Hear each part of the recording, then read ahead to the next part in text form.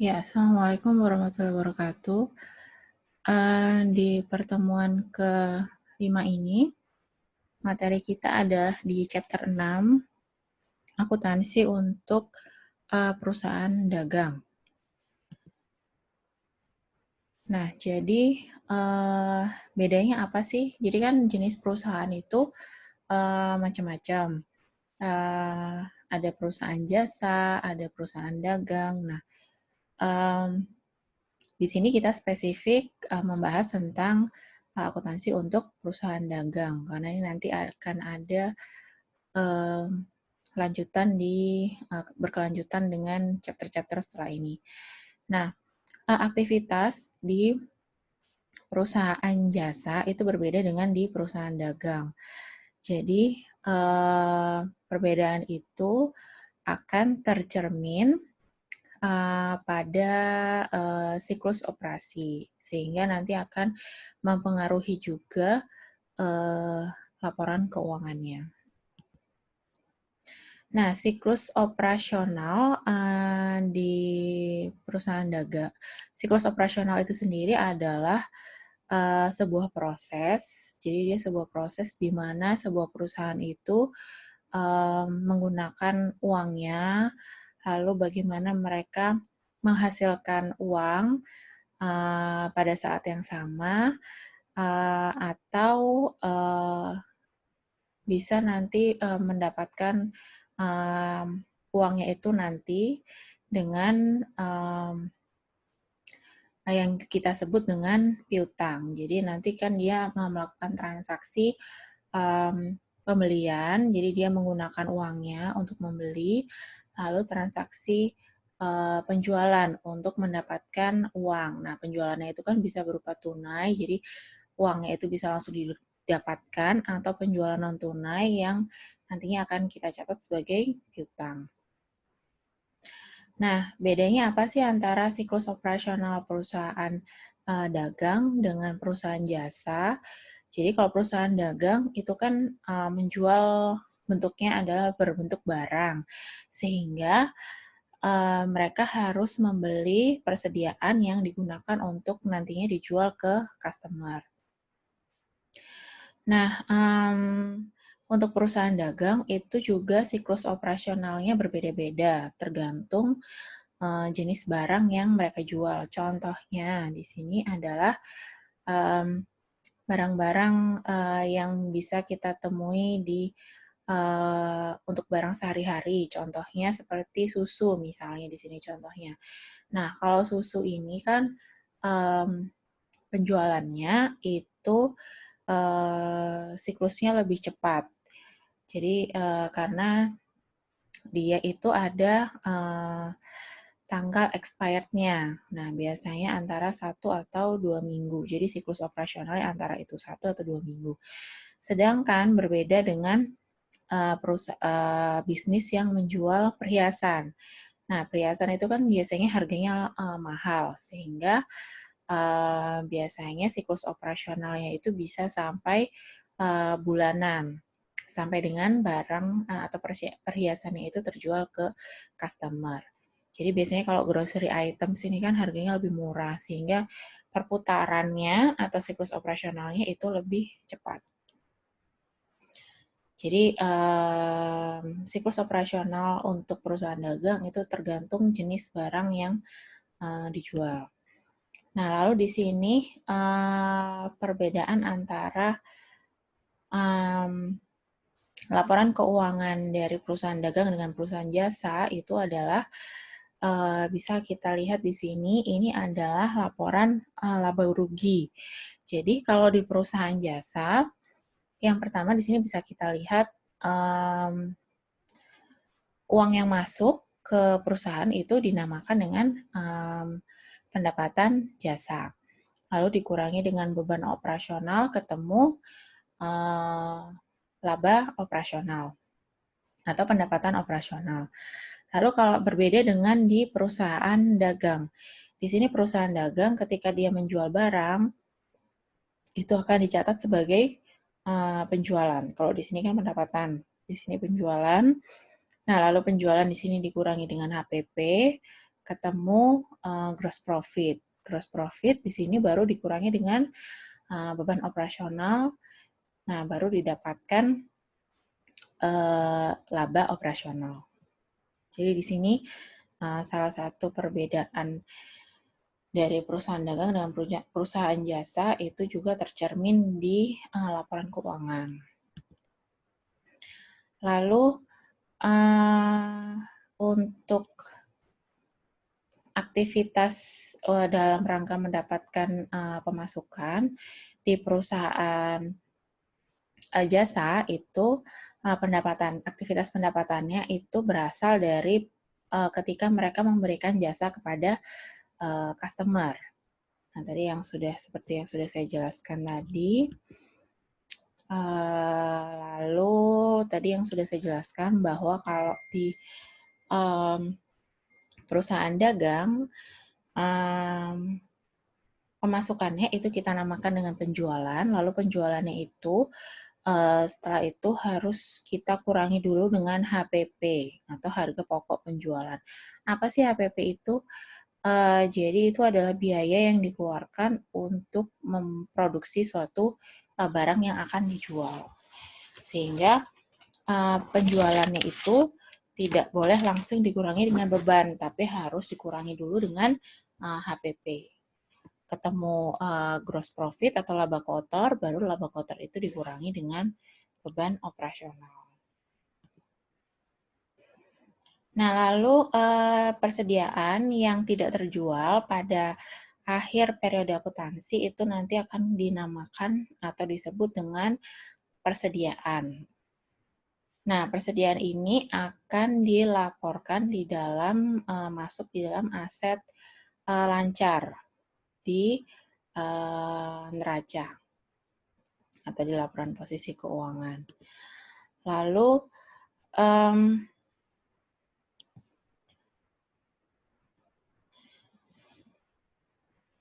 setelah itu, nah untuk mencatat persediaan ini itu ada dua sistem, yaitu yang kita namakan dengan perpetual dan periodik. Bedanya apa antara perpetual dengan periodik? Nah, di perpetual inventory system, setiap ada pembelian dan penjualan persediaan itu langsung dicatat di akun persediaan. Jadi setiap kali ada pembelian atau penjualan itu langsung dicatat. Berbeda dengan yang periodik. Periodik ini dia hanya mencatat pada akhir periode akuntansi. Jadi dia membandingkan yang awal itu persediaannya berapa, lalu yang sekarang yang tersedia berapa, dikurangi sehingga itulah persediaan yang sudah terjual.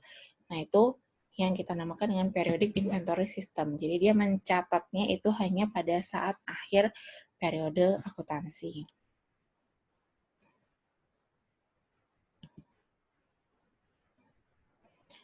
Nah, pada saat penjualan barang, nah penjualan itu kan, maksudnya pada saat pembelian itu jadi ada penjualan barang secara kredit, itu akan dituangkan di dalam invoice atau tagihan yang dikirimkan dari penjual ke pembeli. Nah, jadi ada yang kita namakan dengan syarat kredit atau credit term. Ini adalah syarat untuk waktu pembayaran yang disepakati oleh pembeli dan penjual. Nah, waktu yang disepakati ini juga di dalamnya termasuk nanti pembayarannya tersebut dilakukan secara kas, apakah dilakukan secara kas. Lalu kalau pembeli itu diperbolehkan mendapatkan kelonggaran waktu untuk membayar, itu kita sebut dengan yang namanya periode kredit. Nah, periode kredit, jadi pembeli itu boleh, dia kan boleh belinya itu secara tunai atau secara kredit. Nah, kalau secara kredit ini waktunya, timeline-nya itu kita sebut dengan periode kredit. Nah, periode kredit ini waktunya adalah dimulai pada saat tanggal yang tertera di tagihan. Nah, untuk mendorong pembeli agar membayar sebelum waktu periode kreditnya itu berakhir, biasanya penjual itu menawarkan diskon. Jadi contohnya di sini penjual menawarkan diskon 2% apabila pembeli membayar dalam kurun waktu 10 hari dari tanggal tagihan. Tapi kalau misalnya pembeli tidak mengambil diskon, maka tagihan tersebut akan jatuh tempo dalam waktu 30 hari. Nah, biasanya diskonnya ini, syarat diskonnya ini akan dituliskan seperti ini. Jadi 2-10 yang kita baca dengan 2%, diskonnya 2% apabila dibayar dalam jangka waktu 10 hari dan tagihannya ini akan jatuh tempo dalam waktu 30 hari. Nah, kalau misalnya diskonnya itu pembeli mengambil privilege diskon tersebut, maka itu akan kita namakan dengan, kita catat dengan diskon pembelian. Nah, diskon pembelian ini akan mengurangi, kalau diskonnya ini kalau dibayar sebelum jangka waktu invoice-nya itu berakhir, akan mengurangi harga pokok pembelian. Jadi, biasanya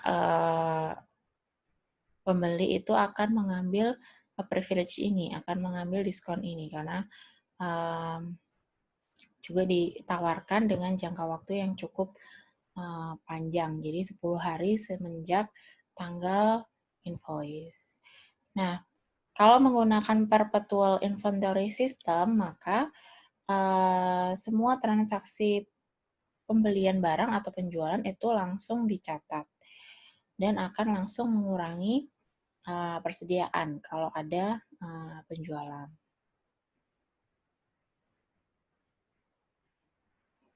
Nah, kalau ada pembelian, itu berarti akan menambah persediaan. Nah, jadi barang yang dibeli oleh pembeli itu akan timbul resiko. Jadi, pembeli itu bisa mengajukan pengembalian persediaan yang kita sebut dengan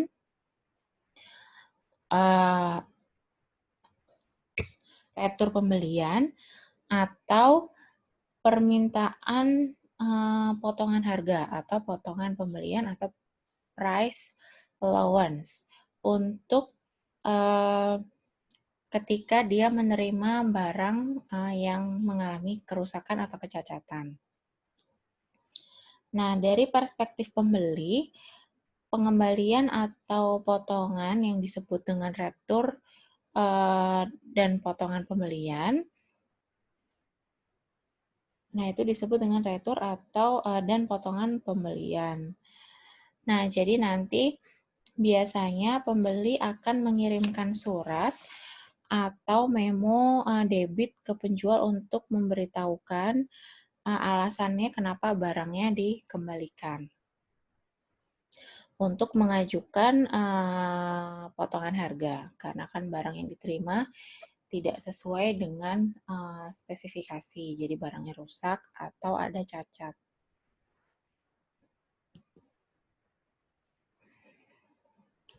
Nah, memo debit ini memberitahukan kepada penjual jumlah yang diajukan untuk mendebit utang usaha yang tercatat di penjual, terus juga menyatakan alasan retur atau permintaan untuk pemotongan harga. Jadi pembeli bisa menggunakan memo debit ini untuk mencatat retur dan potongan pembelian tersebut. Nah, ketika dilakukan retur, maka dari sisi pembeli dia harus retur itu kan berarti barangnya dikembalikan. Berarti yang harus dia lakukan adalah mendebit utang dan mengkredit persediaan. Jadi kan persediaannya berkurang karena barangnya dikembalikan, otomatis berarti hutangnya juga berkurang. Itu kalau dia mengajukan retur, berarti barangnya dikembalikan. Kalau misalnya dia yang diajukan adalah dia mendapatkan potongan pembelian, berarti dia akan potongan pembelian itu akan mengurangi tagihannya.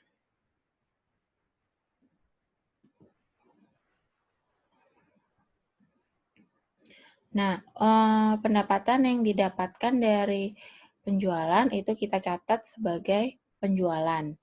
Jadi berbeda dengan jasa. Kalau tadi kan kalau jasa, ketika mendapatkan pendapatan yang dicatat sebagai pendapatan jasa. Tapi kalau menjual barang itu kita catat sebagai penjualan.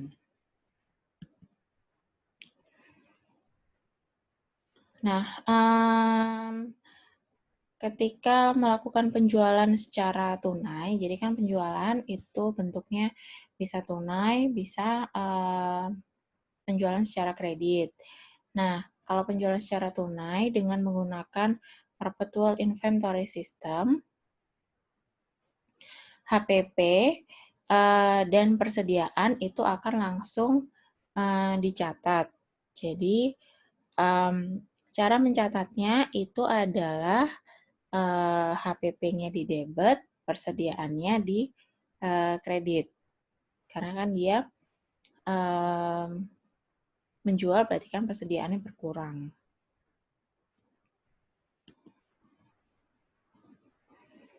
Nah, ini kalau misalnya customer itu membayar menggunakan kartu kredit, itu kita kategorikan, kita catat sebagai penjualan tunai, bukan penjualan kredit.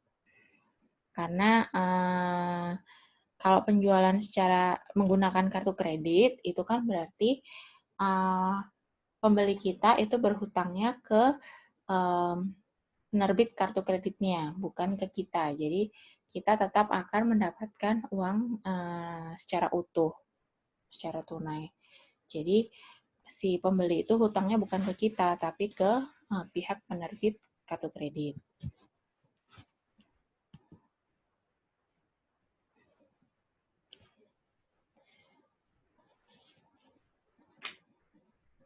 Nah, kalau tadi ketika customer melakukan pembelian itu bisa mendapatkan diskon pembelian, ketika menjual, kita menjual barang, itu kita juga bisa menawarkan diskon pelanggan. Jadi ini untuk menarik customer supaya bisa membeli dalam jumlah yang lebih besar atau dia bisa melakukan pemesanan lebih awal. Jadi kalau misalnya kita menawarkan diskon penjualan ini, diskon pelanggan itu untuk menarik customer supaya mereka membeli dengan jumlah yang lebih besar atau di waktu yang lebih awal. Nah, sama seperti tadi, jadi kalau diskon penjualan ini juga ada syarat kreditnya. Itu cara membacanya sama, jadi 2%. Nah, kalau customer ini, jadi kalau misalnya dia membeli, itu bisa juga ditawarkan diskon penjualan. Nah, diskon penjualan ini cara membaca syarat kreditnya sama seperti yang tadi. Jadi misalnya di sini 2 _ 10N30 itu cara membacanya sama, berarti pembeli itu akan mendapatkan 2% diskon kalau invoice-nya itu dibayar dalam jangka waktu 10 hari. Tapi jatuh temponya invoice-nya itu dalam jangka waktu 30 hari. Nah,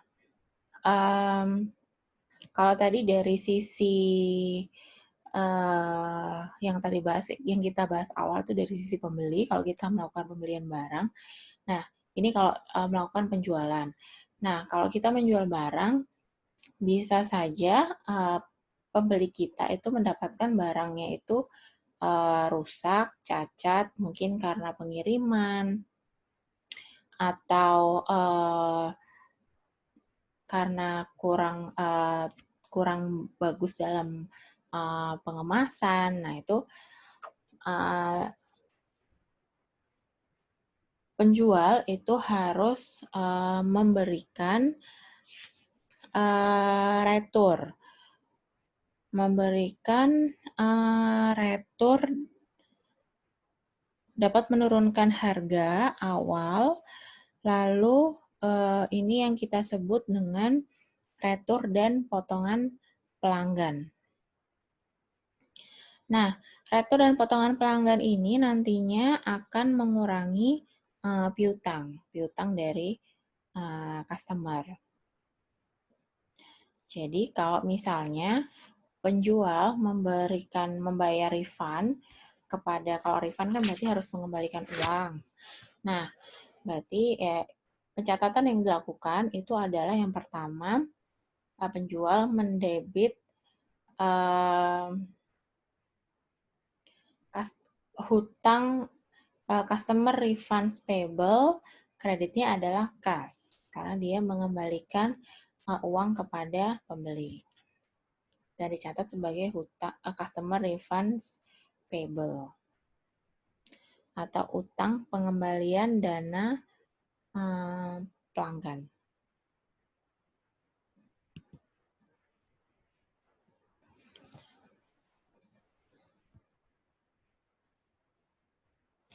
Nah, customer refunds payable ini adalah termasuk akun kewajiban, dan dia akan dicatat di akhir periode akuntansi sebagai bagian dari jurnal penyesuaian.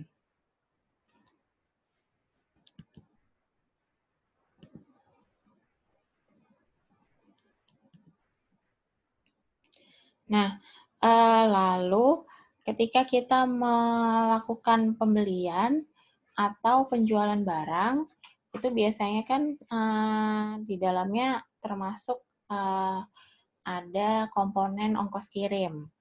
Nah, ongkos kirim itu ada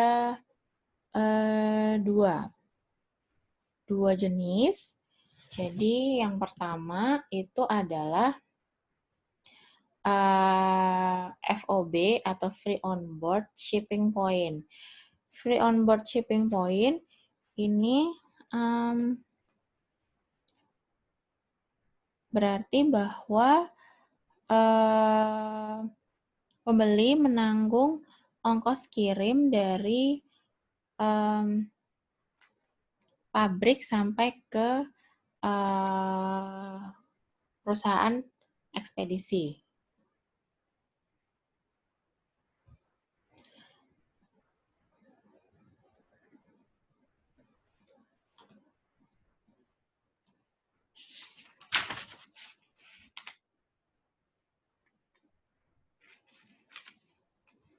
Lalu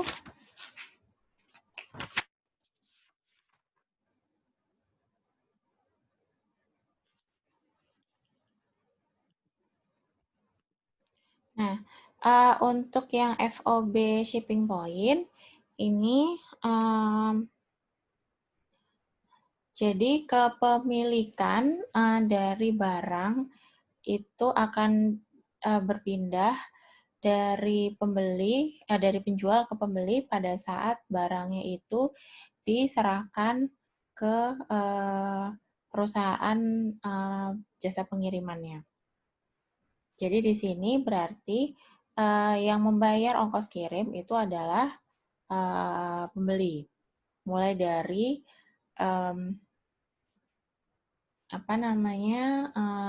perusahaan pengiriman sampai dengan final destination. Jadi kalau FOB shipping point ini berarti yang membayar ongkos kirim adalah pembeli. Nah, berbeda dengan FOB destination. FOB destination di sini yang membayarkan ongkos kirim itu adalah penjual. Jadi, kepemilikan barang itu berpindah dari penjual ke pembeli itu pada saat pembeli menerima barang tersebut. Jadi berbeda dengan yang FOB shipping point. Kalau shipping point tadi kan kepemilikannya sudah berpindah ketika barangnya diserahkan ke perusahaan jasa pengiriman. Nah, tapi bisa saja meskipun FOB yang dipilih adalah free on board shipping point, tapi penjual itu boleh membayarkan ongkos kirimnya. Jadi, penjual nantinya akan menambahkan biaya kirim di tagihan yang dikirimkan kepada pembeli. Jadi, boleh penjual itu membayarkan terlebih dahulu, tapi nanti akan menambahkan biaya tersebut ke invoice atau ketagihan.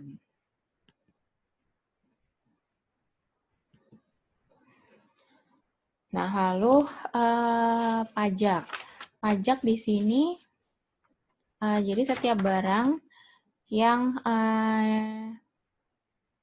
dijual itu seringkali sudah termasuk pajak penjualan. Jadi barang yang dijual itu biasanya sudah termasuk pajak. Nah, kalau penjualan tunai, penjual akan memotong pajak penjualan. Jadi, kalau saat penjualan secara kredit, penjual membebankan pajak penjualan kepada pembeli dengan cara mendebit piutang usaha. Jadi, kalau penjualannya secara kredit, piutang usaha dari pembeli itu akan bertambah. Lalu, penjual akan mengkredit akun penjualan. Akun penjualan sejumlah nilai penjualan dan pajak pada hutang pajaknya. Jadi jurnalnya adalah piutang di debit pada penjualan di kredit dan hutang pajak.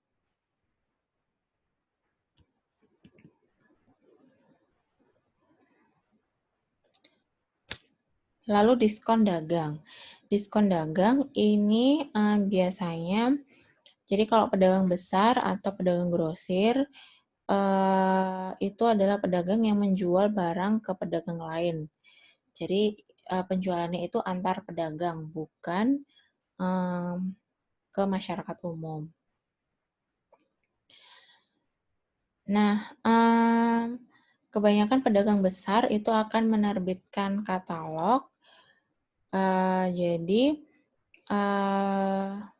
dia itu lebih sering daripada memperbarui katalognya, pedagang itu sering menerbitkan perubahan harga yang mencakup diskon besar dari daftar harga katalog.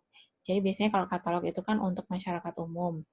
Nah, di sini untuk yang dia jual secara grosir itu dia akan menerbitkan perubahan harga yang di dalamnya ada diskon besar.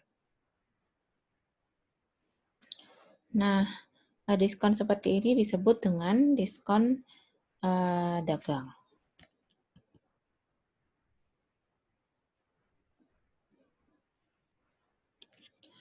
Nah, penjual dan pembeli biasanya tidak mencatat harga barang sesuai katalog dan diskon dagang terkait ke dalam jurnal transaksi. Contohnya, asumsinya barang itu punya harga di katalog itu harganya $1.000.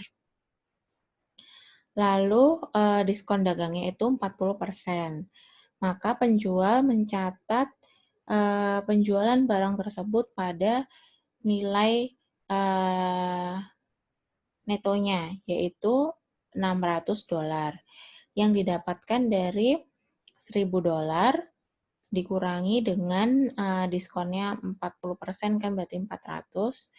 Berarti setelah dikurangi didapatkan $600 itu oleh pembeli dicatat sebagai pembelian. Jadi pembeli akan mencatat pembeliannya itu bukan 1.000 tapi 600.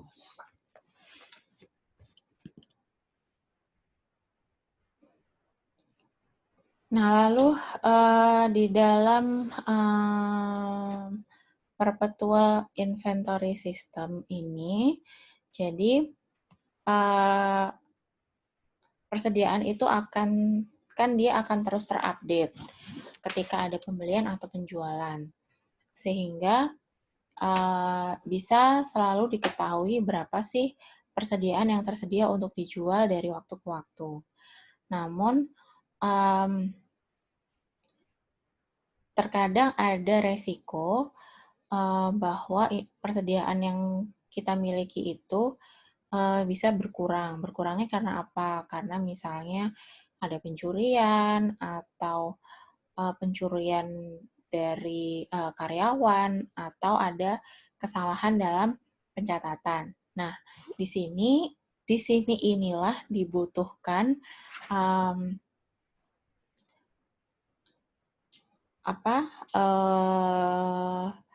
periodic inventory system. Jadi harus selain dicatat juga harus dilihat disesuaikan dengan berapa yang ada tersedia di gudang.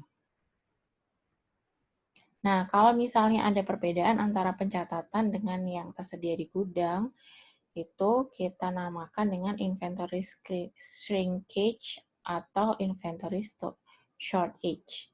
Nah, ini akan kita bahas lebih lanjut di nanti di pertemuan selanjutnya, yaitu yang ketika kita membahas khusus tentang persediaan.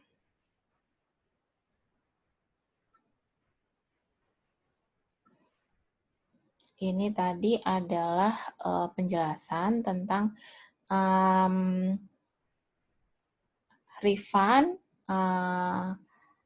allowance, dan return. Jadi itu kan harus dilakukan jurnal penyesuaian. Jadi jurnal penyesuaian yang harus dilakukan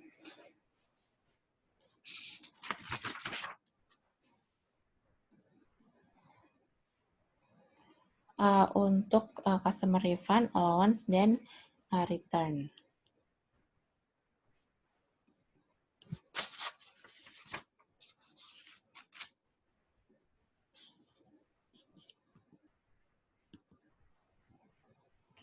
Lalu untuk laporan keuangan pada perusahaan dagang, laporan keuangannya itu untuk transaksi perdagangannya itu akan sangat mempengaruhi neraca karena Kenapa? Karena persediaan kan dicatatnya di sisi neraca.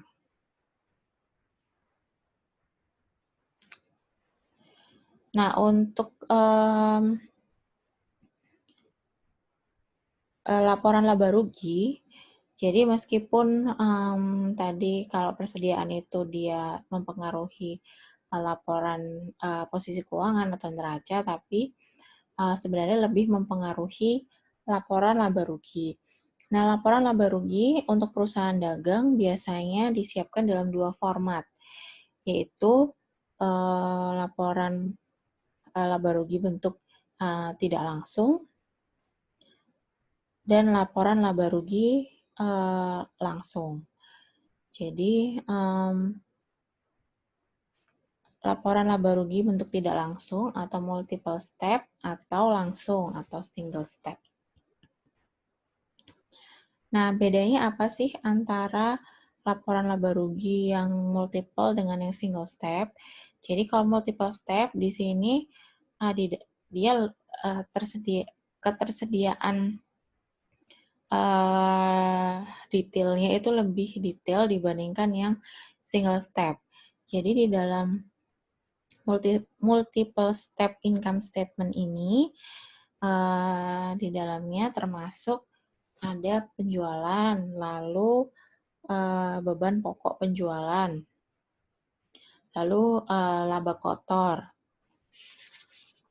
Laba kotor, laba dari kegiatan operasi, lalu pendapatan dan beban lain-lain.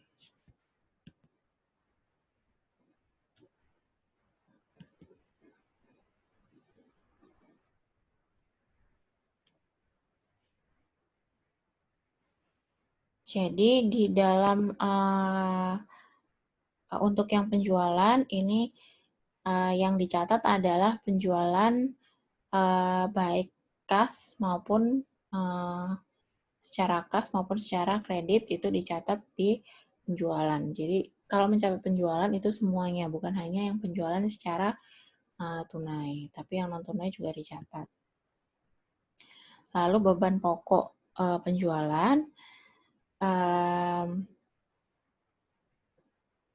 di sini bisa disebut juga dengan HPP. Nah, lalu penjualan kita kurangi dengan beban pokok penjualan. Nah, itu kita dapatkan laba kotor. Nah, laba kotor ini setelah itu untuk mendapatkan laba operasional atau laba operasi, laba kotor ini harus kita kurangi dengan beban operasi. Nah, beban operasi itu di dalamnya termasuk beban penjualan maupun beban administrasi. Setelah itu, setelah ketemu laba operasi, itu kita tambahkan atau kita kurangkan dengan pendapatan dan beban lain-lain. Pendapatan dan beban lain-lain ini apa? Jadi pendapatan dan beban-beban yang tidak berkorelasi langsung dengan operasional atau core bisnis dari perusahaan. Jadi contohnya misalnya kalau pendapatan itu dari sewa, nah itu kan bukan menjadi core bisnis dari perusahaan dagang. Nah, kalau single step atau yang metode laporan laba rugi yang bentuknya langsung, mengurangkan secara langsung jumlah seluruh beban dari jumlah seluruh pendapatan. Jadi, bentuk langsung itu menekankan jumlah pendapatan dan jumlah beban sebagai faktor yang menentukan laba neto. Jadi, dia itu langsung. Langsung itu maksudnya semua pendapatan itu dijumlah, dikurangi dengan beban itu juga dijumlah, semuanya dicampur, lalu langsung dikurangi. Pendapatan dikurangi dengan beban ketemu laba bersih. Jadi berbeda dengan yang multiple step, itu tadi kan kita bisa tahu berapa laba kotornya, lalu berapa laba operasionalnya, lalu berapa pendapatan dan beban lain-lain, baru ketemu laba bersih. Gitu. Jadi, kalau ingin mendapatkan informasi yang lebih detail, itu bisa kita lihat di yang multiple step. Tapi kalau kita ingin melihat laba netonya lebih cepat, itu kita lihat dengan menggunakan yang single step. Nah, untuk proses jurnal penutup, jurnal penutup di sini untuk perusahaan dagang itu sama dengan ayat jurnal penutup perusahaan jasa.